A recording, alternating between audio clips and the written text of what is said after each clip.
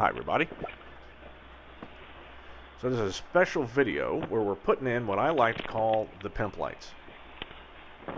Here you see me making a couple of doublers. Basically, a friend of mine owns a Commander aircraft, and he's got a couple of really cool courtesy lights right by the steps, where you step up to get onto the wings and then get into the fuselage. I've got steps, and I've got a glorious place where I can install a light hidden, and should it ever go out, there's an access panel to it right there, so I don't ever have to worry about it, getting screwed up. So that's all I really need. If you've got a place where you can hide some electronics, get to it in case it breaks, service it, rewire it, go for it, right? These two lights plus the doublers and the rivets is going to cost me about 6 ounces of weight. But in the end, I'm going to have some really cool lights. I can open up the canopy, flip on my courtesy lights, switch. Mine might say Pimp Lights. Don't think the airworthiness guy from the FAA will think that's funny, but we'll see. And then, so, once that light's on, then, the ground will be illuminated where the step is, so no one's going to wind up accidentally catching their leg on the flap or missing the step or anything like that. And if you drop anything under the plane, we'll have some lights. Plus, it, really amps up the cool factor. So what I'm doing now is, so I've made the two doublers, and they're perfectly round. So the light itself is round, and will be put in by drilling a 3/4 inch hole through the bottom of the fuselage, which is thus why I'm using the doublers. In an operation such as this, what you do is you make the doublers, you make them the appropriate size, make sure to space out the rivets correctly, using pin.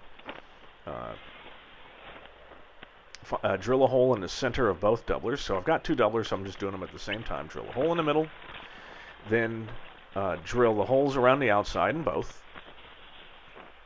Deburr everything, of course. Then match drill the center hole into the bottom of the fuselage where you want it to go. Cleco it in place. Drill the first hole, Cleco that in place, and then drill the rest and Cleco those in as well. Great. Now once you're done with that, go ahead and deburr the fuselage. Well, take everything apart. Deburr the fuselage. Then we're going to go and we're going to dimple the fuselage because we still want it to be, slick. Problem is, I don't have a way to dimple this, right? I can't get the squeezer in there. That ain't happening. And I can't get, I don't have the C-frame sure as hell does not get in there.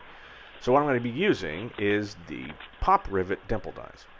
And you've seen me use these before. They're a set of dimple dies that dimple a number 40 hole using a pop rivet gun.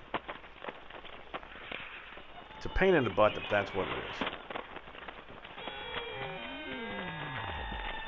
There you can see my beautiful wife has come out to join us for just a few seconds. And then she leaves. I wanted to show her the plane and how cool it all is. She's actually come up with a really great design for the seats, which I will be ordering soon. So, anyway, now we're inside, and if you look really close, you can see the ring of match drill holes, or final drilled holes, that have been put into the bottom of the fuselage. And that little thing you see me moving around, that is the dimple die, right? That's the pop rivet dimple die. Once you dimple all of those, then you're ready. So what then I'm going to do is I'm going to go and I'm going to dimple the doublers, and then my buddy Ted's coming by, and we're going to rivet those in place. And then once that's done, I'm free to go ahead and drill the 3/4 inch hole in the center and test fit the lights. Now you will notice, and you'll notice it on the other side, that I've already kind of got it wired up. And there's a reason for that, right? This wire, unlike every other wire through the ship, well, through the plane, is put in a relatively easy place to get to. And relatively is relative. However, this doesn't. You see the little black and red wire, right? So that's the power and the return back to the panel. The reason I've got them pre-installed is I'm going to be shrink wrapping and wire tying those in place so that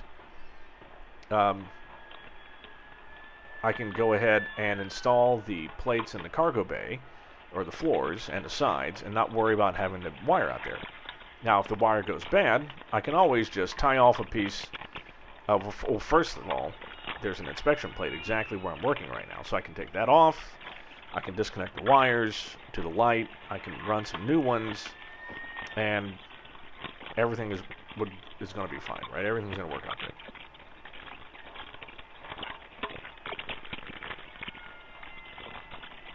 But because this is a kind of new feature, I just wanted to make sure that the wires would run properly and everything was good. Thankfully, look, like I said, this does not use a lot of energy, right? 12 volts, 0.01 amps, right? So it's like 0.12 watts. It's nothing.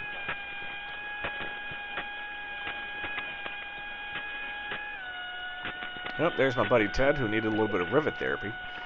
And he needed it so bad that he came out in his in a suit and just took his dress shirt and suit jacket off and said, yeah, we got a few rivets to do, let's just do them. So, thank you, Ted. So for now, these are pretty much done. There's some more to this I'm going to be doing, but I'm not going to, you'll see it later. Let's just say that the pimp level of this is only pimp level 1. We're going to be getting to pimp level 3 before this is done. And I'm just talking about these lights. So, but that's far in the future. So thank you for joining me, and I'll see you soon.